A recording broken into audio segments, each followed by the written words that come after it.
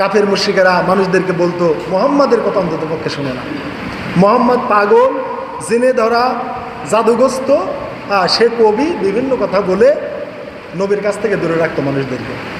তো সহিহ মুসলিম শরীফে আছে জিমাদ শানুয়া গোত্রের একটা বড় কবিরাজ, সে আল্লাহর প্রতি ঈমান তার ছিল, আল্লাহর প্রতি সে বিশ্বাস করতো। মানে আরবের কাফের মুশরিক সবাই আল্লাহর প্রতি বিশ্বাস করত, আবু জাহল আল্লাহর প্রতি বিশ্বাস করত, কিন্তু লা ইলাহা ইল্লাল্লাহ মানত না।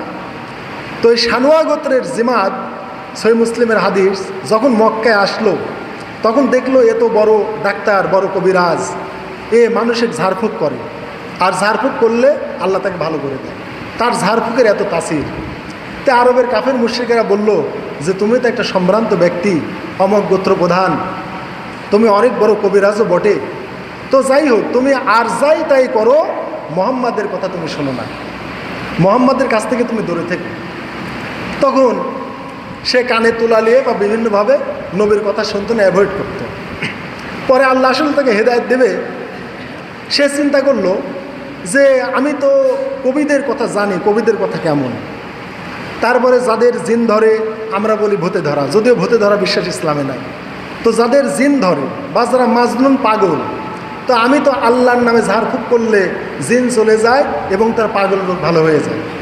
তো মুহাম্মদ আসলেই দেখি তো সে কবি, জাদুকর, পাগল না জিনগ্রস্ত, দেখি তো তার কথা শুনেই দেখি। তখন ওই জিমাদ নবী মুহাম্মদ সাল্লাল্লাহু আলাইহি ওয়াসাল্লামের কাছে চলে আসলো, এসে বলল যে মুহাম্মদ আমি শুনি যে তুমি নাকি জাদুগ্রস্ত, তুমি নাকি পাগল, তুমি নাকি জিনগ্রস্ত।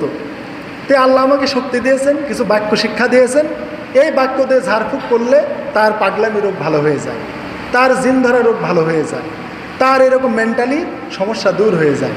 তো যদি সত্যিই তোমার মাথায় কোনো সমস্যা থাকে তাহলে আমি তোমাকে ঝাড়ফুঁক করবো আল্লাহর নামে, আল্লাহ তোমাকে সুস্থ করবে। এই কথা ওই জিমাদ বলল, অথচ সেও বেঈমান, সেও লা ইলাহা ইল্লাল্লাহ এখনও কবুল করে নাই, কিন্তু বলে না আমি তোমাকে ভালো করব। ওই টাইমে জাহিলিয়াতের যুগে তাও জিমাদ বলেছে যে আমি আল্লাহর নামে ঝাড়ফুঁক করবো, আল্লাহ তোমাকে ভালো করবে, বলে না আমি ভালো করব। আর এ জামানায় তো মুসলমান বলে আরে অমুক কবিরাজের কাছে যা, ওই কবিরাজ তোকে ভালো করে দিবে, অমুক জায়গায় যা, যায় দেখ, অমুক হুজুরের পানি পড়া খায় দেখ, খেলেই কাম, হুজুরের ক্ষমতা আছে। কিন্তু জিমাদ কাফের হওয়ার পরেও বলতেছে যে আমি ঝাড়ফুঁক করবো, আল্লাহ তোমাকে ভালো করবে।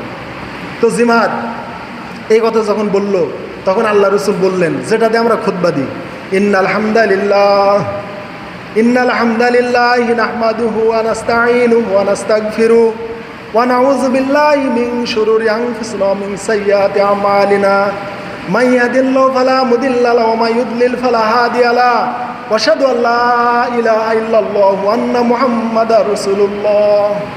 এই কথা আল্লাহ রসুল বললেন যে ইন্নাল হামদালিল্লাহ, সকল প্রশংসা আল্লাহুর, নাহমাদুহু, আমরা তারই প্রশংসা করি, নাস্তাঈনুহু, আমরা তারই কাছে সাহায্য প্রার্থনা করি, ওয়া নাস্তাগফিরু, তারই কাছে আমরা ক্ষমা প্রার্থনা করি। এইভাবে আল্লাহ রাসূল সাল্লাল্লাহু আলাইহি ওয়াসাল্লাম বললেন ইন্নাল হামদালিল্লাহি নাহমাদুহু ওয়া নাস্তাঈনুহু ওয়া নাস্তাগফিরু। তারপরে বললেন মাই ইয়াহদিল্লাহ ফালা মুদিল্লা লাহু, আল্লাহ যাকে হেদায়েত দেয় তাকে কেউ পথভ্রষ্ট করতে পারে না, ওয়া মান ইউদ্লিল ফালা হাদিয়া লাহু, আর আল্লাহ যাকে গোমরা করে তাকে কেউ হেদায়েত দিতে পারে না। ওয়া আশহাদু আল্লা ইলাহা ইল্লাল্লাহু, আমি সাক্ষ্য দিচ্ছি আল্লাহ ছাড়া কোনোই মাবুদ নেই, ওয়া আন্না মুহাম্মাদান আবদুহু ওয়া রাসূলুহু, আর মুহাম্মদ আল্লাহর বান্দা ও রাসূল। এই কথা যখন আল্লাহ রসুল বললেন তখন জিমাদ বলল তুমি কি বললে, মানে কোনোদিন এ কথা শুনে নাই, তুমি এটা কি বললে, এটা আমাকে আবার শোনাও তো। মানে তার এই কথাটা এত পছন্দ হয়েছে, কোনোদিন এরকম কথা শুনে নাই। তখন আল্লাহ রসুল আবার তাকে পাঠ করে শোনালেন ইন্নাল হামদালিল্লাহি নাহমাদুহু ওয়া নাস্তাঈনুহু ওয়া নাস্তাগফিরুহু ওয়া নাউযু বিল্লাহি মিন শুরুরি আনফুসিনা ওয়া মিন সাইয়্যাতি আমালিনা মান ইয়াহদিল্লাহু ফালা মুদিল্লা লাহু ওয়া মান ইউদ্লিল ফালা হাদিয়া লাহু ওয়া আশহাদু আল্লা ইলাহা ইল্লাল্লাহু ওয়াহদাহু লা শারীকা লাহু ওয়া আশহাদু আন্না মুহাম্মাদান আবদুহু ওয়া রাসূলুহু। তখন জিমাদ বলছে মুহাম্মদ, এই মক্কার কাফের মুশরিকেরা বলেছিল তুমি নাকি কবি, কিন্তু আমি অনেক কবির কথা শুনেছি, তোমার এই কথা কবির কথার সাথে মেলে না। আমি অনেক জিনগ্রস্ত আমি মানুষকে দেখেছি, তারাও এরকম তোমার মতো আচরণ করে না, এত সুন্দর কথা কারো মুখ থেকে আমি শুনিনি। অতএব আমি দেখছি তুমি কবিও নাও, তুমি জাদুগ্রস্তও নাই, তোমাকে জিনে ধরে না, তুমি পাগলও নাও। এত সুন্দর কথা আমি জীবনে শুনিনি। এ কথা আমার কলিজায় না, তোমার এই কথাগুলো সাগরের অতল গহ্বরে পৌঁছে গেছে।